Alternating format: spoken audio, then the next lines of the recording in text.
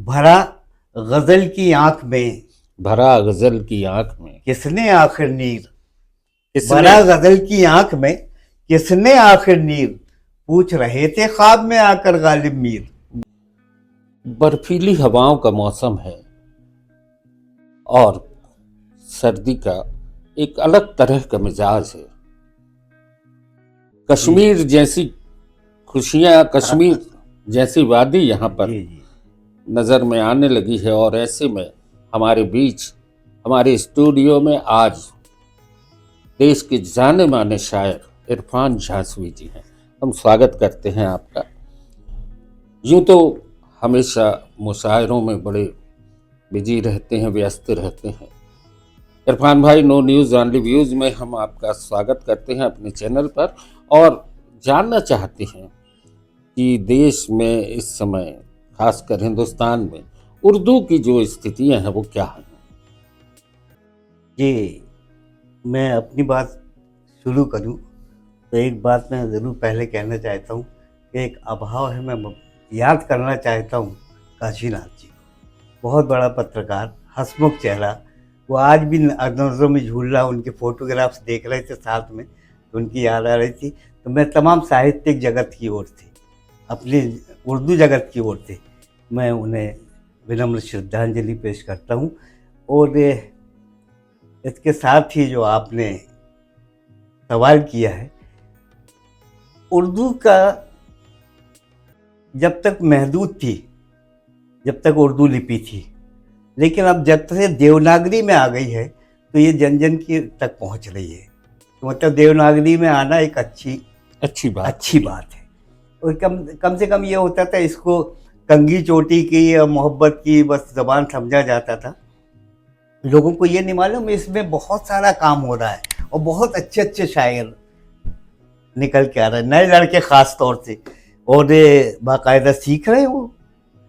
तो मेरे ख्याल तो उर्दू का भविष्य अच्छा इसलिए भी होना क्योंकि यहाँ की ज़ुबान है, भारत की ज़ुबान है। यहाँ से जो मतलब जब ये मुगलिया दौर के वो लोग आए थे यहाँ पे, तब टकसाली ज़ुबान चलती थी। टकसाली ऐसी कि मतलब हम आप बोलते थे जैसे अपने को अंग्रेज़ी नहीं आ रही, वाटर वाटर कह दिया, इस तरह की थी। और उर्दू ज़बान तो यहीं की ज़बान है और यहीं पे पली बड़ी हुई है। अगर उर्दू ज़बान कहीं और की होती तो दुनिया भर में बोली जाती। अगर पाकिस्तान में बोली जा रही है तो इसका मतलब ये है कि मतलब वो तो यहाँ का बिछड़ा हुआ बेटा है, यहीं के लोग गए तो बोल रहे हैं। बाकी है ना उर्दू। अभी उर्दू को लेके जबलपुर में पहले बहुत अच्छे मुशायरे हुए। पन्नालाल श्रीवास्तव, नूर, प्रेमचंद श्रीवास्तव, मजहर और भी बड़े बड़े शायर हैं। अभी अब्दुल हई अंजुम और नस्तर जबलपुरी, है ना। तो ये शायरी का जो दौर है, जिस तरीके की एक बड़ी पुरानी परंपरा है, अभी नए शायरों में जबलपुर में आपको क्या लग रहा है, कौन बड़े अच्छे शायरों में आ रहे हैं? अभी उस लिहाज से कहा जाए तो काम तो हो रहा है, लेकिन उस लिहाज से कि मंजर आम तक आ जाए तो वो इसमें बहुत पीछे हैं हमारे जबलपुर के लोग। जबलपुर में मैं यकीन से कहना चाहता हूँ कि मैं जबलपुर के शोरा बहुत अच्छा कह रहे हैं, बहुत अच्छा पढ़ रहे हैं, लेकिन पता नहीं क्या बात है कि मतलब वो जुड़ नहीं पाते, निकल नहीं पाते। ये मतलब हमें तकलीफ़ दे है। हालांकि हम लोगों की एक हम सब संस्था है, ये बड़े बड़े मुशायरे करती है और तो उनमें यहाँ के लोगों को शमूलियत करते हैं, वो लोग उसमें पार्टिसिपेट भी करते हैं और कुछ लड़के तो निकल के आ रहे हैं। अभी ताज़ा आपके जो मुशायरे हुए हैं उनमें आपने क्या कुछ नया देश के हालात पे, समाज के हालात पे क्या कुछ लिखा है? हाँ, अगर यूँ कहा जाए तो मतलब शायरी जो है ना, उसका कैनवास तो बहुत ज़रूरी होता है। और जहाँ तक मुशायरों का सवाल है, ये तो साहित्यिक गुफ्तगू है अपनी। मुशायरों का सवाल है तो मुशायरों में तो खेलना अपना काम है। बहरहाल अगर यूँ कहा जाए कि जलाते हैं लहू हम ही मिलों में कारखानों में, वाह, जलाते हैं लहू हम ही मिलों में कारखानों में, ताज्जुब है अंधेरा फिर भी है अपने मकानों में। जलाते हैं लहू हम ही मिलों में कारखानों में, ताज्जुब है अंधेरा फिर भी है अपने मकानों में। तो ये मज़दूरों की स्थिति है। अब यहाँ पे कुछ नाम ऐसे हैं कि जो मैंने बाहर मकबूल भी हुए शेर, और मतलब अगर अब पता नहीं लोग निकले, हमें तो यह है कि मतलब हिंदुस्तान के किसी कोने में चले जाओ तो अच्छा, जबलपुर परसाई जी की नगरी से आए। तो मैंने उस पर भी बहुत काम किया। आपको मालूम है, मैंने ड्रामों के 3-4 ड्रामों के गीत लिखे, जिसमें 8-8 10-10 गीत थे मेरे, और मकबूल भी हुए। बॉम्बे भी गए हम लोग, बड़े मकबूल हुए। तो मैंने कभी लिखा था कि सीख लूं पहले हुनर परसाई से, सीख लूं पहले। सीख लूं पहले हुनर परसाई से, व्यंग लिखूंगा तभी गहराई से। वाह। सीख लूं पहले हुनर परसाई से, व्यंग लिखूंगा तभी गहराई से। रात ये कैसा हुआ है हादसा, लाश कोयल की मिली अमराई से। वाह, लाश कोयल की मिली। रात ये कैसा हुआ है हादसा, लाश कोयल की मिली अमराई से।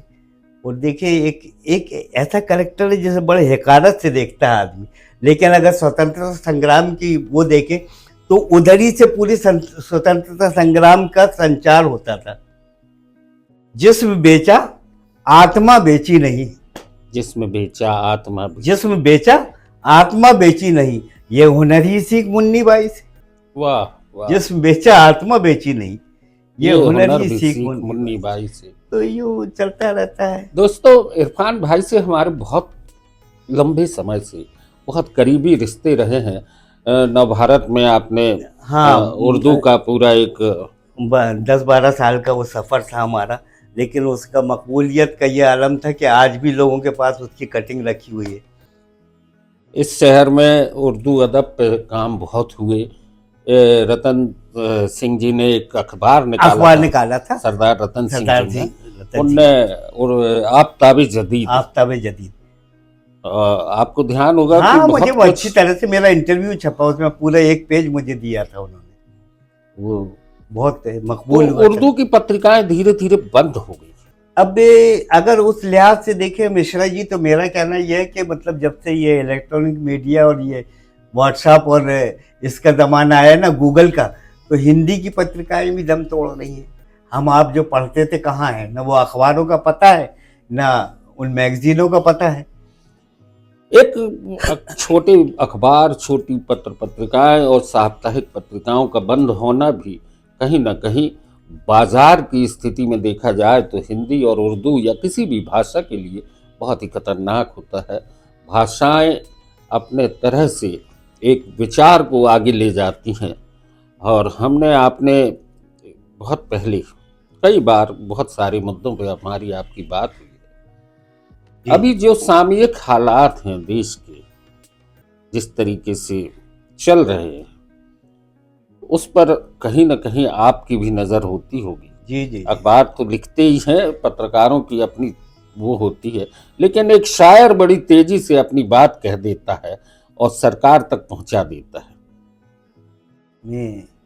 मैंने कभी कहा था, मतलब ये हालात हाजरा पे कि 2 शेर सुनाता हूँ आपको। मुझे पता है हिरासत में मारा जाऊंगा। वाह। मुझे पता है हिरासत में मारा जाऊंगा, ज़ुबान खुली तो अदालत में मारा जाऊंगा। वाह। मुझे पता है हिरासत में मारा जाऊंगा, ज़ुबान खुली तो अदालत में मारा जाऊंगा। तुम्हारी शोबदाबाजी तुम्हें बचा लेगी, तुम्हारी जादूगरी तो तुम्हें बचा लेगी। मैं आज फिर से शराफत में मारा जाऊंगा। और मिश्रा जी, ये शेर सुनाना चाहता हूँ मैं अपने आवाम तक पहुँचाने। तुम्हें यकीन नहीं, अभी जिंदा हैं उम्मीदें। तुम्हें यकीन नहीं, चाहे जितना भी माहौल हो जाए, लेकिन उम्मीदें जिंदा है। तुम्हें यकीन नहीं पर मुझे भरोसा है, तुम्हें यकीन नहीं पर मुझे भरोसा है, मैं दूसरों की हिफाजत में मारा जाऊं। वाह। दोस्तों, इरफान भाई इसी शहर में रहते हैं। इरफान झांसी हैं, झांसी से रिश्ता रहा है, लेकिन जबलपुर की ज़मीन से इनका बहुत गहरा नाता है। इस शहर के हर उतार चढ़ाव में इरफान भाई हम कदम होके साथ में रहे हैं।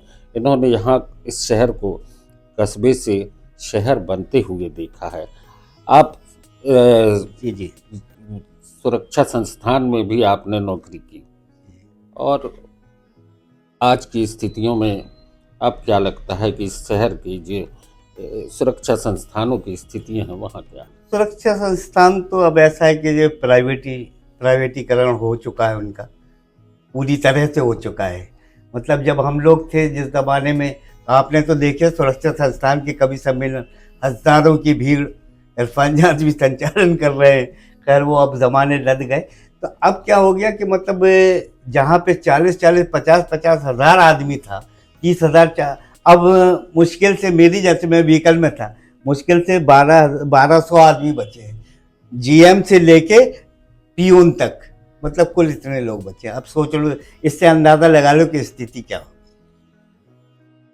और जबलपुर का एक और मज़े बात बताएं कि जितने भी जबलपुर की एक कशिश और भी है इस सरजमीन की, जो बाहर से आए थे, गुजरात के हों, तुम्हारे यूपी के हों, बंगाल के हों, तुम्हारे जो लोग यहाँ पे आए थे सर्विस करते, वो यहीं बस गए, फिर वो लौटे नहीं।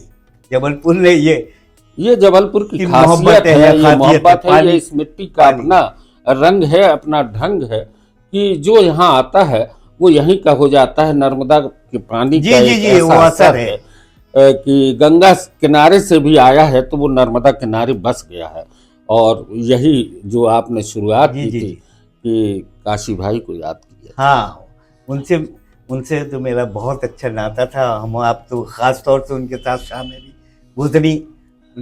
अब वो एक ऐसी स्थितियों के बीच में हम अभी जिस तरीके के मुशायरे जबलपुर में हुए हैं, बड़े बड़े शायर भी आपने देखे हैं, कैफी आज़मी साहब भी आए, बशीर बद्र, वसीम बरेलवी, मुजफ्फर हनफी, इतने बड़े शायरों के बीच में आपने। हाँ, इत्तेफाक से कैफी आज़मी हो या बड़े मुशायरे हुए तो उसका संचालन का भी श्रेय मुझे गया। इत्तेफाक से मेरे हिस्से में आए वो। तो दोस्तों, नो न्यूज़ ऑनली व्यूज़ पर इरफान भाई से आगे भी हमारी चर्चाएं होंगी। ये एक बड़ी अच्छी चीज़ थी कि आज हम इरफान भाई से बात कर रहे हैं। जाते जाते हमारे दर्शकों को एक शेर और मैं एक दोहा सुनाना चाहता हूँ जी, कि अब गज़ल की भी स्थिति ऐसे, जो भरा गज़ल की आँख में, भरा गज़ल की आँख में किसने आखिर नीर, भरा गज़ल की आँख में किसने आखिर नीर, पूछ रहे थे ख्वाब में आकर गालिब मीर। वाह। भरा गज़ल की आँख में किसने आखिर नीर, पूछ रहे थे ख्वाब में आकर गालिब मीर। और भोर भई तो खुल गए पंकज के भुज पाश। वाह। भोर भई तो खुल गए पंकज के भुज पाश, कैदी भंवरा और चला छूने को आकाश। तो मैं चाहता हूँ कि मतलब यहाँ के जो साहित्यकार हैं, पत्रकार हैं, उनकी ख्याति है वो अपने आसमान तक पहुँचे। तुम्हारा भी एक लंबा सफ़र है, हम आप इसी तरह से मिलते रहेंगे और बात होना चाहिए। मैं तो चाहता हूँ कि मतलब जो नगर निगम में थे, जो अपने इतने अच्छे अच्छे कवि, उनकी याद में भी कवि सम्मेलन होना चाहिए ताकि एक पीढ़ी याद करे। पन्नालाल श्रीवास्तव नूर हो गए, तुम्हारा अब्दुल हई अंजुम हो गए। तो ये दोस्तों, संस्कार धानी में इस तरह के सांस्कृतिक आयोजन होते रहे हैं। और जैसे कि इरफान भाई ने एक अपनी ख्वाहिश जाहिर की है कि यहाँ पर इन लोगों पे भी कहीं ना कहीं मुशायरे हों, काम होना चाहिए, निश्चित है। और दर्शकों, बस आज की चर्चा यहीं पर, कल फिर और मिलेंगे किसी नए मुद्दे के साथ। नो न्यूज़ ऑनली व्यूज़ पर आज बस इतना है। धन्यवाद।